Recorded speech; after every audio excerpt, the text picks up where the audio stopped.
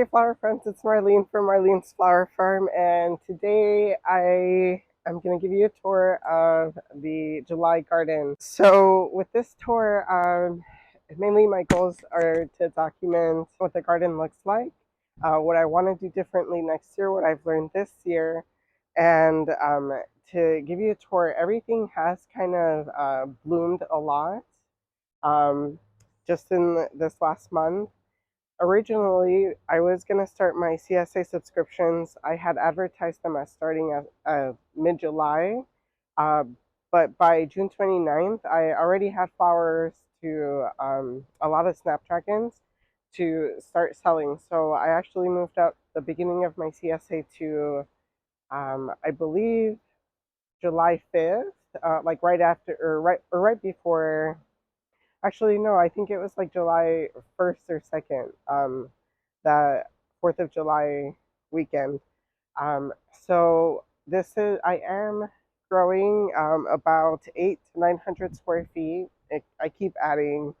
Originally, it was more like 400 square feet. Um, and this is in my backyard. We're on a quarter acre lot, but I'm not using all of it.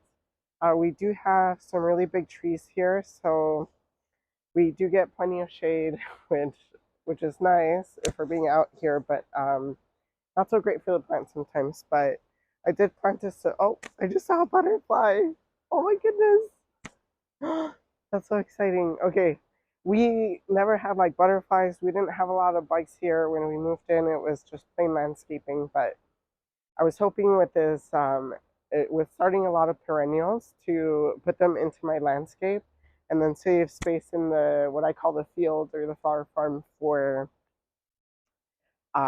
more annuals where I can rip out and till all together. So this is my first year growing. I'd say about like 95% of everything I'm growing. It's my first year ever growing it, which was a really big risk for starting a CSA. But what I quickly found out with growing tulips, I had a CSA for that. I had seen my parents grow tulips before, but not for cut flower production or anything. Um, but with those, what was really nice that was that you could see the buds come up and you can count, you know, how many bulbs you put in. So you know exactly how many you're gonna have, assuming that they're gonna bloom to their full potential. But with annuals, it's a whole different story. You have um, different production levels for each plant. Each plant will give you a different number of stems. Usually, the first flush, if they're coming kind of GAN varieties, the first flush is the best. And then you get a little bit of weaker stems later on in the season for that second flush, like Snapdragons. So that that was really scary. I went ahead and made a flower stand using I had made plans to just use wood, but then that adds up really quick. So what I did instead, in case I didn't go through with it, I just got a raised garden box, and then I built panels to put onto it, kind of to make it mobile. So one thing that I wanted to do was make it like a mobile stand that I could take to like a store to do pop-ups. But the only thing with that is that you have to transport it. You have to move it around. And I didn't have a specific business or shop that I could take it to or that I had set up because I didn't know what I was going to get going into this. I was hoping I would get lots and lots of flowers, and I have, but I didn't know for sure and how many I would have to make a bouquet look full for CSA subscriptions and so on. So I'll probably make another video about that because I find there's not a ton of information about that. But what I found online, people recommended just to do one season of growing uh, and then seeing like what plants grow well for you and things like that. But I just didn't have the time for that. It was such a big investment for me. For anyone starting that I didn't want to wait until a second year to do it. I have little kids and I don't have time to waste. So I just went in at the end of the day. If I didn't have enough flowers, I could always refund customers. I'm not doing this for like our primary income. So that's been a blessing. Um, if it was, then that's kind of scary because you don't know what's what. But for a second year, if you've grown one season, I think you're good to go with signing up people for CSAs with less stress. I know in the spring I was really stressed, but okay, this is turning into a different video. So I'm gonna go ahead and give you a tour. Let's see. So coming out of the garage every morning, everything's a little messy still, but I have, so here I planted a lot of the perennials, which was all the Rudbeckia. I have Sahara, Cherokee, and Brandy, Cherry Brandy. And then I ran out of space. Oh, sorry. I have some raspberry plants that I'm hoping will fill in here in the next few years. And I did plant amaranth, the red spike, coral fountains here. And I think I have some hot biscuits in the back. Um, and I also did plant my jewels of Opar, and I had a lot of trouble germinating those until I broadcast sowed into a container, and that worked well. And some roses that should have been in the ground a long time ago. So here are the Rudbeckia. So the last week CSA featured these, and I think this week they'll be the star of the show again. And they're just so pretty. They're in different colors. Um, they do look like fall, but I finally got enough of these brighter ones um, to be able to add some brightness. I've been mixing these with snapdragons. The ivory ones look nice. Um, and I was able to get away with some lavender in there, but the yellow neon is very different from this warm tone one. Um, Cherry Brandy is really pretty. I don't know if this is Cherokee or Sahara, but it has like these doubles and triple petaled flowers. It's really pretty. I do have peony plants in here. I have about 10, and I didn't think the Rudbeckia would get this big. Um, I did not use supports for them, but I did find that the cherry brandy did grow really tall. It's really tall. It's like up to like past my thigh, almost to my waist. Um, I did stick some snapdragons here that didn't fit in my landscape fabric. But these really do need support. The cutting varieties like Potomac. I think this is the early sunrise. And I did tuck in some lupin, which didn't flower yet. I thought it would flower the first year, but it didn't. Some straw flower that didn't fit everywhere else. And the sea holly or echinops. Um, I think I have the like blue glitter. And then I did put in some foxglove. Um, the ones up here in the front are growing bigger than the ones in the back. Um, and then this is just some Black Eye Susan that I had bought really small. I think like pint-sized containers at the nursery. But they filled in a ton, and I had planted them when it was pretty cold already. So that's one thing with perennials. If you buy them in containers and they're small, they'll fill in for you the following year. Same with these hydrangeas. Um, I don't remember the varieties. It's like a strawberry, and they turn red. And then back there, these bigger, just green plants. They're Rudbeckia triloba, and those are supposed to get really tall, but I don't think they're getting enough sun back there, competing with everything else. Okay, so moving on.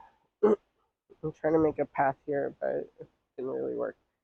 Some more Rudbeckia, cherry brandy, some peonies. Um, only like 3 peonies flowered this year.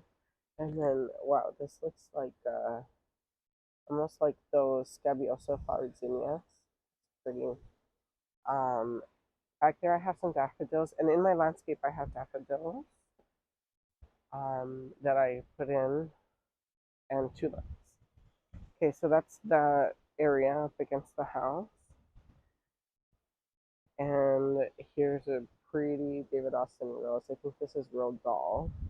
It's not a climbing one, but I do have a climbing one on this side. I think it's Crown Princess Margareta. So I'll back up.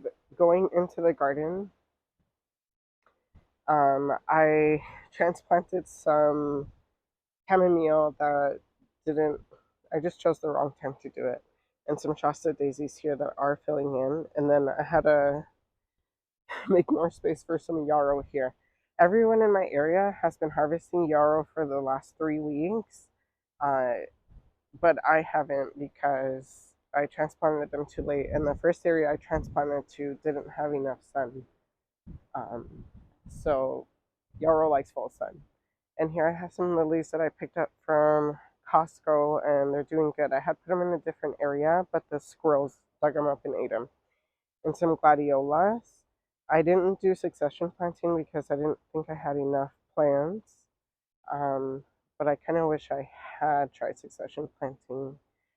I don't remember when I put these in, so I'll put it on the screen if I can find that information. So from this side, you can see that.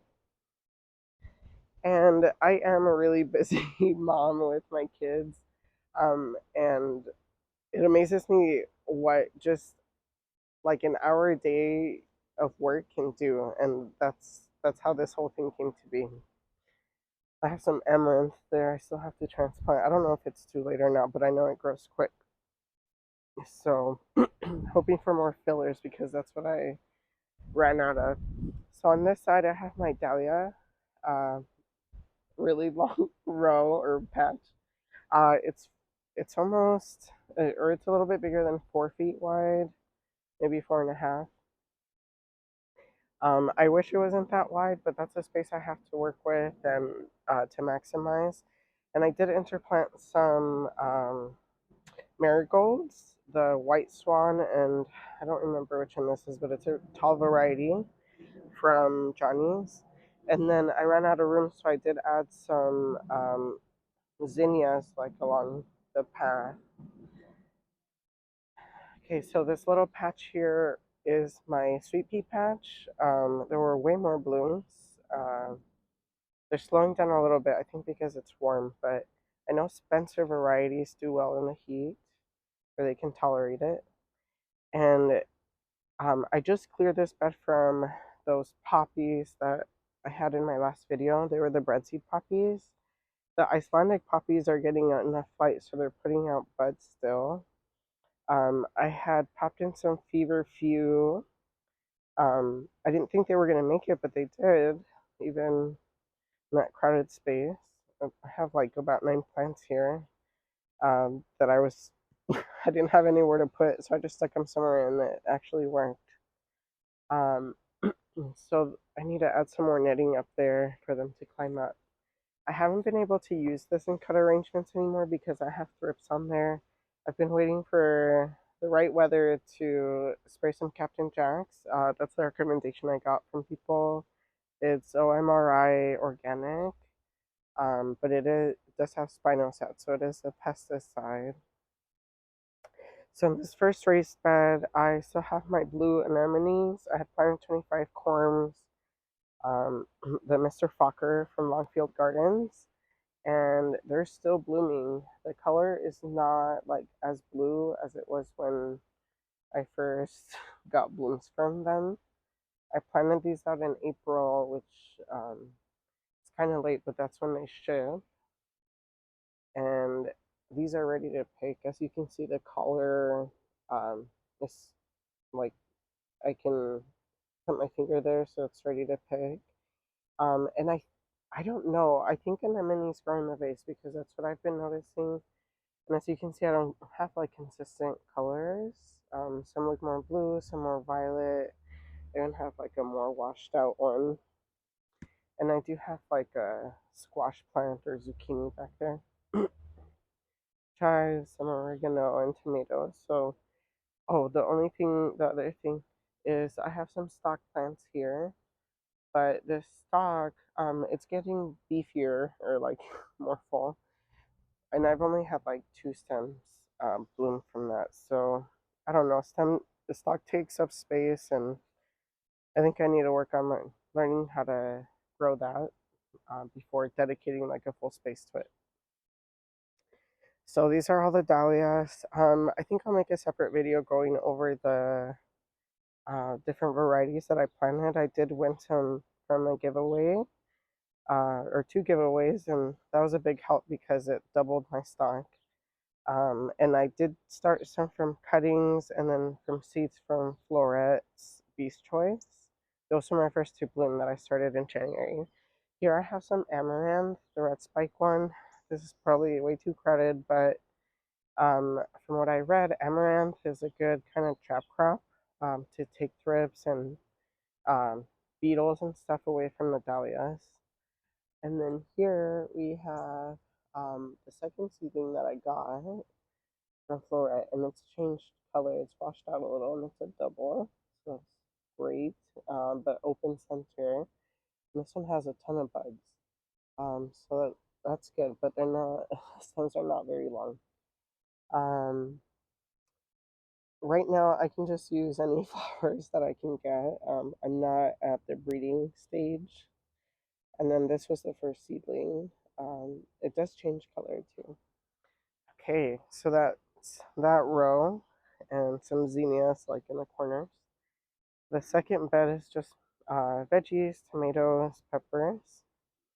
And here's where I took the daisies from, and the chamomile that self-seeded or self-sowed, so hoping to get a crop next year. Here I have the two beds with blueberries. Blueberries didn't produce this year. I'm not sure I'm taking right care of them. But as I filled this in more with more seedlings, I added more bachelor buttons. Um, these pansies or viola got way taller, so I could use those in jelly jar arrangements. And these cosmos, this is like the second big flush. I had cut them all down, so they'll give you another one, but really short stems and some calendula sprinkled in there. And then if we come around this side, so that's where the dahlias were. This is a strawberry bed, but I went ahead and planted some Chinese forget-me-not, and this is the second flush I'm getting from it. Not tall enough for like mixed bouquets, but good for jar arrangements. The first flush was tall, and this one, if you let it go to, if you just let the flowers stay here, it'll go to seed. And this is where I got my seed from last year. It's like the one that sticks to your fleece clothing. So I'm just gonna let it go to seed here at the end of the season. Okay, so we're gonna do row 1, 2, and 3. I don't know which way I named it in my last video, but here we'll go to. I'll show you Bupleurum. I haven't been cutting this, and you can tell because the leaves are turning yellow. So usually when you pick it, it's more green. This is not ready to pick, but all these little florets. I did have some trouble with it wilting in a vase if I picked it during like midday, like right now. So pick this when it's cooler out. And then let's see what we have here. So this is, I need to cut this out, and I'll be putting cress in here. And then I had put sunflowers here. Thankfully, the squirrels haven't gotten to them. This is white light. And I've already picked a couple of them at this stage or a little bit sooner, even like this. And they've started blooming inside. So I'm trying to get the thing with CSA subscriptions. The way I'm doing it is I'm just harvesting maybe every other day, or I was doing every day, but I need to give myself a break. So every other day, I've just been harvesting whatever looks ready. and then just putting it in my laundry room, which is cool and dark, um, until I have enough flowers for Thursdays when I put together the bouquets for the CSA subscriptions. And here is the Loja. I did start a second succession of sunflowers there. I don't know if it's gonna make it, and I planted it right next to the existing sunflowers. So I have maybe like 30 in there. But now all of the second succession is coming up, so figure that out. And here's Celosia. Celosia grows really fast. Um, I kept pinching it or just like disbudding it from the little flower heads. I did stop, and I think I should have just stopped because the stems keep growing long. So some of these I can use for bouquets soon. Um, it's pretty easy to grow. And here is Lisianthus. I'm so proud of these babies. I found out my spacing is way too far apart. I mean, that's fine, but I could have maybe put all the Lisianthus in half the space that it's taking up now. So that's a note for next year. I saw people spacing it like as close as 3 to 4 inches. So, and this I had spaced at 6 inches, but I don't know. It looks more like 8 or 9 inches. So I did put my second succession right up next to where they were, and they're growing fine. Um, I am getting some buds on them, but no blooms yet. You can see here they're really tiny, and I'd say maybe this is like 15 inches tall if I cut to the base, but I'm not gonna do that. I did want to show you. I pinched this plant. I had seen a video. I only pinched about half of the Lisianthus that I have, and it branched off pretty quick. I think this is like 1 or 2 weeks. And I wish I had done that for more of them. So maybe I'll get more stems that way. I mean, that pinching, that's what you do. I feel like I'm rambling, sorry. And here is another pinched one, and then an unpinched one. The pinched ones, I want to say the stem like got beefier on the bottom, or stronger and thicker. So that's my Lisianthus. Next year, I'm going to plant this way closer, maybe burn more holes in between the holes that are already there, and take up half as much space. This is 4 full packs of Lisianthus seeds from Johnny's in the smallest quantity. And then here I have honeywort that I was supposed to rip out um, like beginning of July. But I found that if you let it grow, it branches off even more. It is really wilty right now because it's so hot, but you have to pick this like at the coolest part of the day. But I am letting this go to seed, and I had cut down a lot of the plants, and I'm getting little flushes of it, so it's good for jars. This is one branch. I was picking it with just one of these, with ranunculus, but this is doing good. And the seeds, you can see, they form here, and I've just been pulling them off in a dart. That's when I get the biggest seeds. Okay, so that's row 1.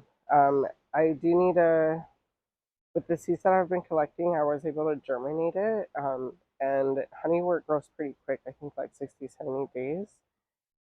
So I think I'm gonna do another succession of it here and or cress.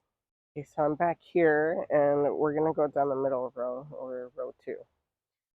Here I had Ami, which I had cut down really low, but I'm not getting really tall flushes, so I think I had direct sowed like green mist. I haven't gotten any of that. So we're gonna cut this down and put something else, maybe more celosia or even amaranth here. And this is, maybe that's the Ami mist. This was All Bells of Ireland. This is 9 inch spacing. I think I could have supposed to be 9 inch, but you can see there that's like a whole foot. My template was not very accurate. I think I would space them even a little bit closer to put like another one in between next year. They were pretty big plants, but they had enough space to spare, so 9 inches I think is appropriate. I did cut them down, but I was curious to see if they would keep growing, and it is, but there's like hardly any bells on there, so I was able to get some seed from some that I found with the foliage or fillers to just uh, don't to cut it when I need it. Because I was picking it and then it wasn't. I mean, foliage lasts really long in the vase, the ones that I planted, so they were fine. But I could also get seed if I just let it sit out here. So this is straw flower that I cut pretty deep. That's what I read to do, and it's already growing and branching off. So kind of that first cut was like a pinch. And then I have silvery rose and I think like a mix that I had winter sowed. Oh my goodness. Can we get the butterfly? Where is it? Oh, there we go. It's happening. And my tripod's stuck on the net.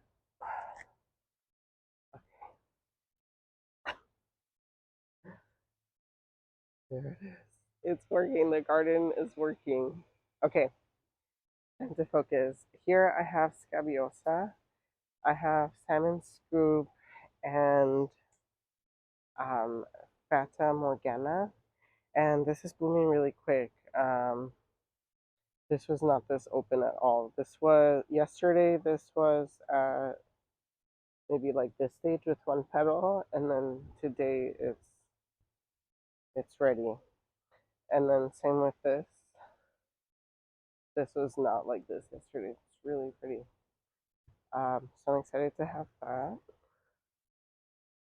And then finally, here are the uh, foxglove.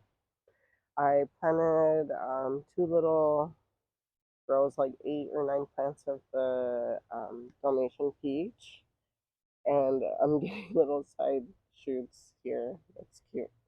Um, I was picking this way too early, so I just let this one keep growing, and now I get like a really tall spike with lots of blooms on it.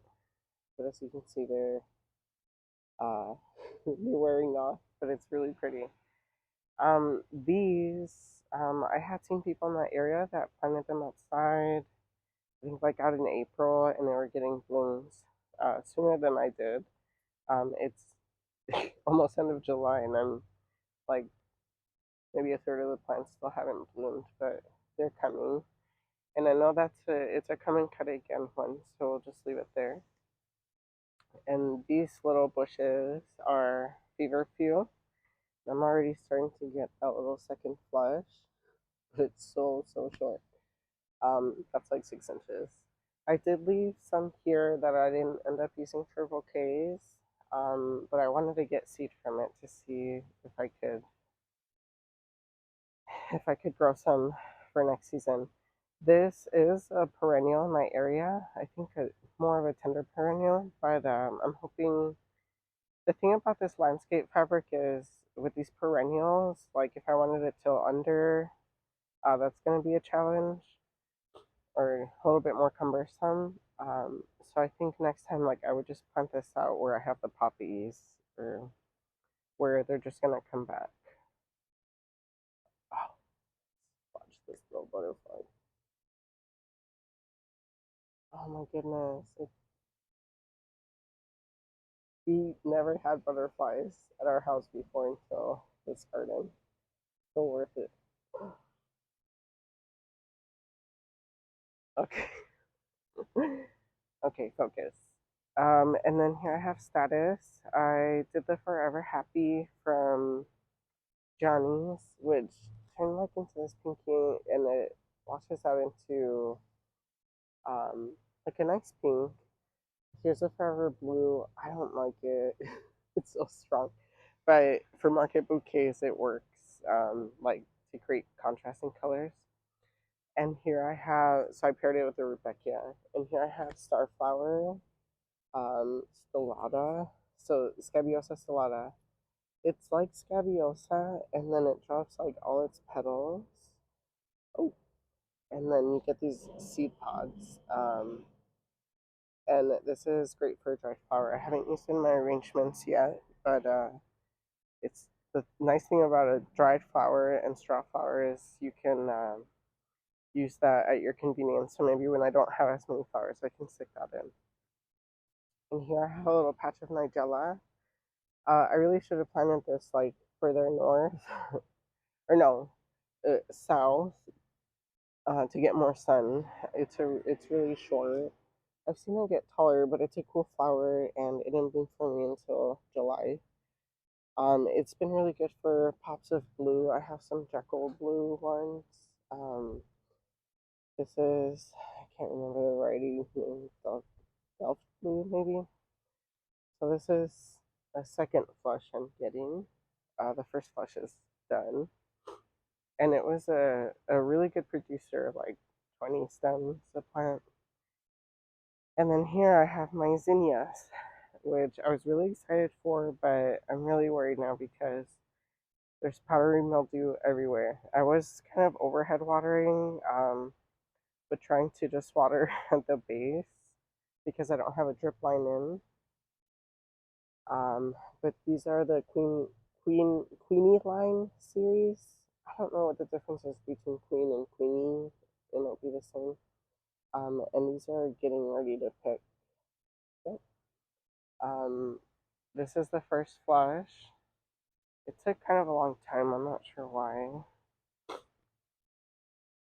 I don't know if this is which one this is. I had my labels, but might be like red lime blush. Looks kind of orangey, maybe orange lime. But here you can see lots of buds.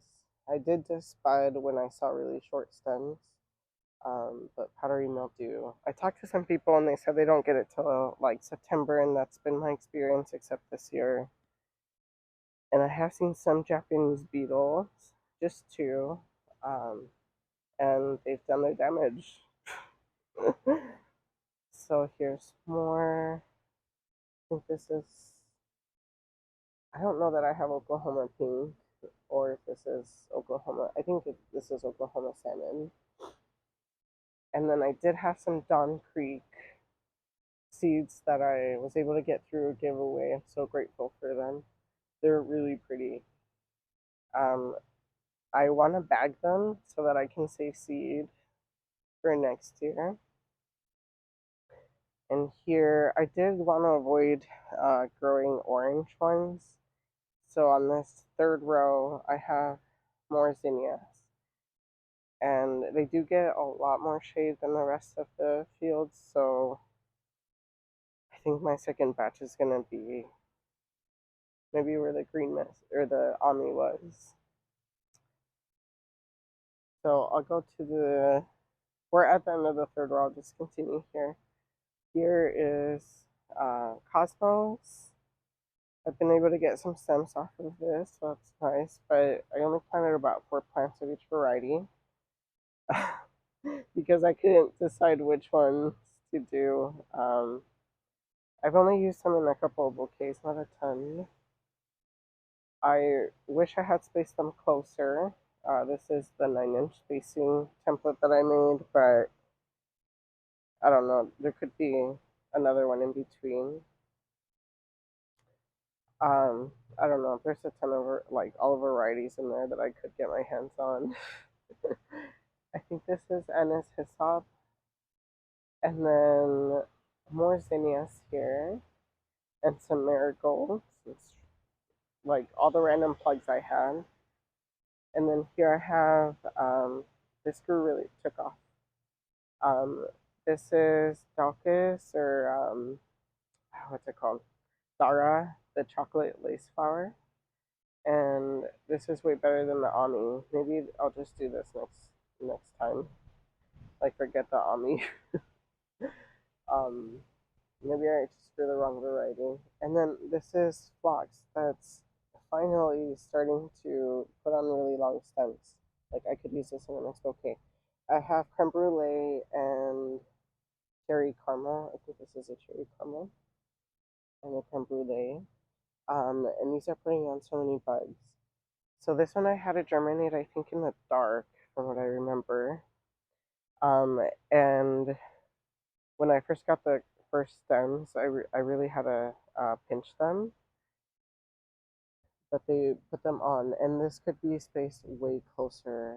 It reminds me of like Sweet William, like the heads of Sweet William. So I'll be doing that next year. I don't think I'll have them here, but they do benefit from the netting. And then here's my China Aster. I don't see any buds yet, but they're getting there. I have about 12 plants there. And those you germinate in the dark too. Okay, I thought these were slugs. This is Gomphrena, and it's not getting enough light here. I already know it because it's between Ageratum and the China Aster. So next time, that's gonna have its own space and full sun, maybe next to the fox. They're a similar height, and that's coming along nice. And the Ageratum, this really took off. This is only about, I don't know, 10 plants. I think it's the Timeless mix from Johnny's. And then here is my Snapdragons. And I'm already at the second flush. This is amazing. They're amazing. They're really tall still. The stems are getting stronger than like the side shoots I was getting from that first succession, or that first bloom. Oh, this is so exciting. I thought I wasn't gonna get more Costa Silver or the apricot. Um, Costa Silver and apricot were really good in mixing into anything. They did really good. And same with like the ivory. I think this is Madame Butterfly Ivory. I kept seeing the Chantilly ones. I need to plant those, like the more fiery color ones. I did have to lower the net a little bit for the second flush. So, but I'm getting multiple stems per flush. So let's say I got 5 for the first flush and then 5 for this one. Snapdragons are really a must for coming Cunningham Gardens.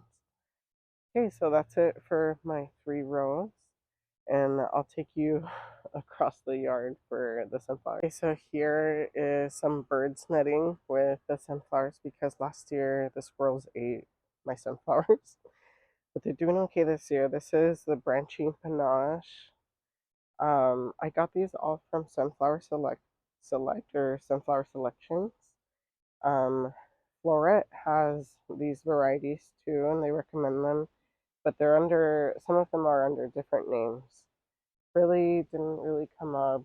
These branchy ones I did start just direct sowed, but I wish I had just started them in trays and then put out, just because there's not so many. There's only like 6 plants there. Um, but these direct sowing, I would say, is the way. It's just too much work to, more labor to transplant for what I'll be adding them to a case for. Um, we did have a lot of rain, um, some rainstorms, and some of the sunflowers flopped. So I did have to go in and just stake them with some bamboo there. And then this is a whole nother space. I'm hoping to direct sow another succession. This was a succession after that. Like 6 varieties of sunflowers. They didn't do so good. I didn't prepare the ground well enough for this, so that's what I get. Not a lot of sunflowers. And then here on the other side of the fence, I just put in all the plugs that didn't make it into the landscape fabric. This is where I had placed my yarrow, and it doesn't get as much sun, but it is taking off now. Some straw flower, milkweed, scabiosa. It's super, or no, this is a starflower stellata. It's doing okay here, but it's super short stems. Some allium, and then I put nigella here. There's more shade, so the stems are longer.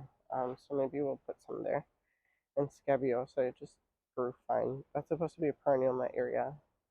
And in my planters, I put in all the other pansies, and these stems are so long. They're like 18 inches now.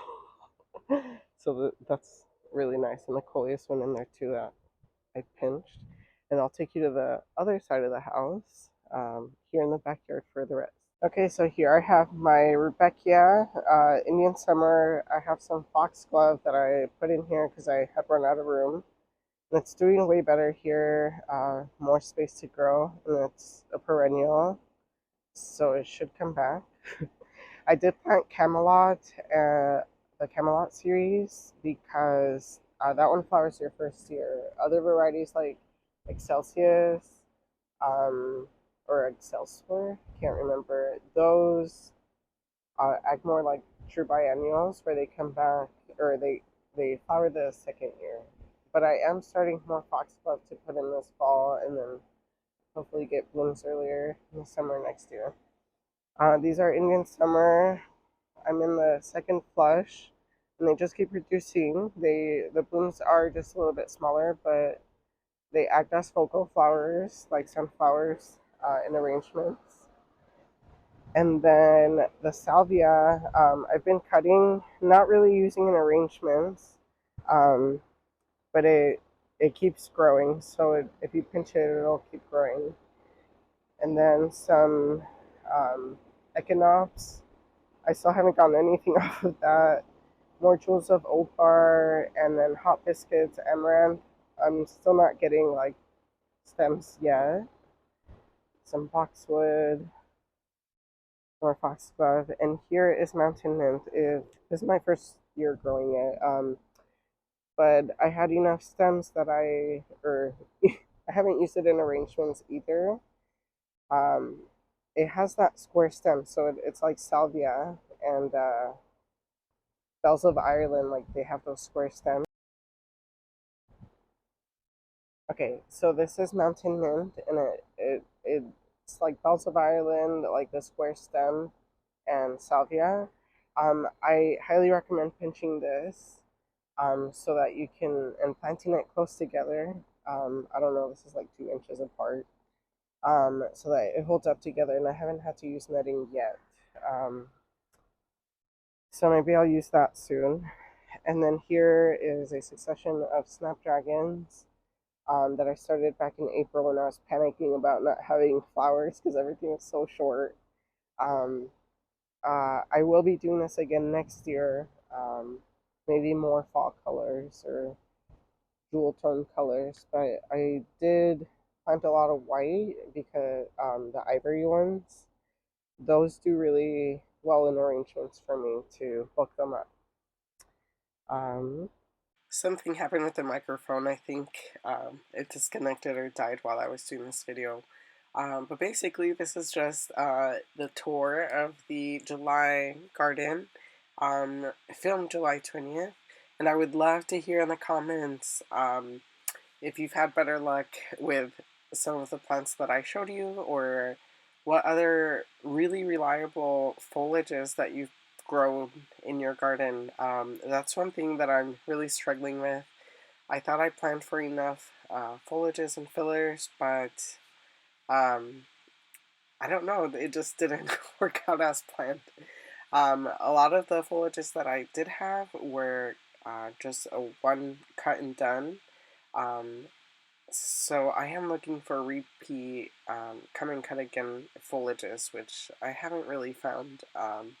So yeah, share those in the comments below, like and subscribe, and I'll be sure to share another tour of the garden in August. The dahlias are coming. I've already had a first seedling, and I'm so excited for the tubers to bloom.